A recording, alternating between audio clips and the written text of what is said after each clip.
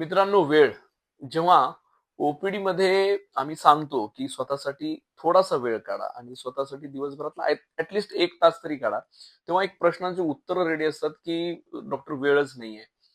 दिवसभर कामामध्ये खूप थकतो, सकाळी लवकर ऑफिसला जायला लागतं. स्त्रिया असतील तर त्यांचं असतं की सर सकाळी उठून लेकरांना तयार करायला लागतं, शाळेला पाठवायला लागतं, घरच्यांचा स्वयंपाक, ह्याच्यातच माझी इतकी धावपळ होते की माझा व्यायाम होऊन जातो, मला काही वेगळा वेळ द्यायची गरज नाही. पण हे सगळे एक्सक्यूज आहेत.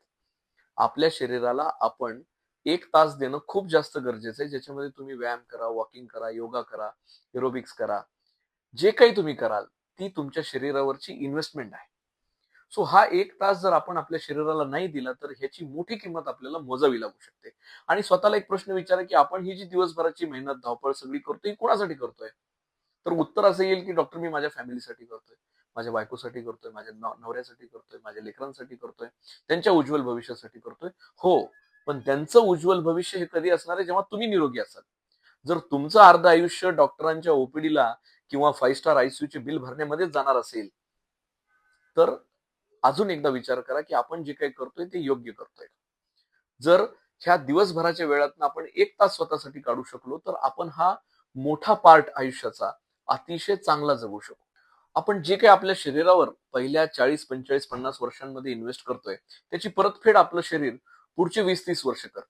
जे लोक ह्या पहिल्या 40-50 वर्षामध्ये आपल्या स्वतःच्या शरीराला त्रास देतात किंवा व्यसनाधीन होतात किंवा वेळेवर झोप नाही, वेळेवर जेवण नाही, सकाळी व्यायाम नाही, असे शरीर जेव्हा 45-50 नंतर आजारी पडतात, तेव्हा त्या आजारातनं लवकर बाहेर येत नाही. एक्सेसिव्ह स्ट्रेस, खूप धावपळ, ह्याच्यातनं उद्भवणारं बीपी, शुगर, हे सगळे आजार 50 नंतर आपल्याला जगू देत नाही.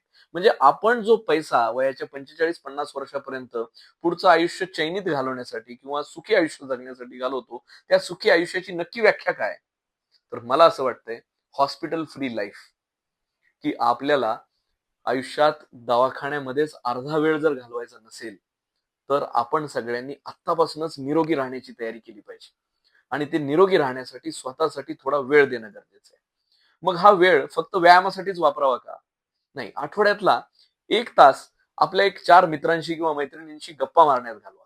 रोजचे विषय सोडून, म्हणजे रोजचं आपले कामाचे जे काही चर्चा, स्ट्रेस, हा सगळा सोडून एक मुक्तछंद काही गप्पा मारता येतील का? किंवा ज्या लोकांशी बोलून किंवा ज्या लोकांशी आपले विचार शेअर करून आपल्याला बरं वाटतंय, अशा लोकांसाठी आठवड्यातला 1 तास द्या. मित्रांसोबत जा, मैत्रिणींसोबत जा. आपल्याला जे छान वाटतंय, आठवड्यातला 1 तास त्याच्यासाठी द्या. पण रोजचा 1 तास हा व्यायामासाठी द्या.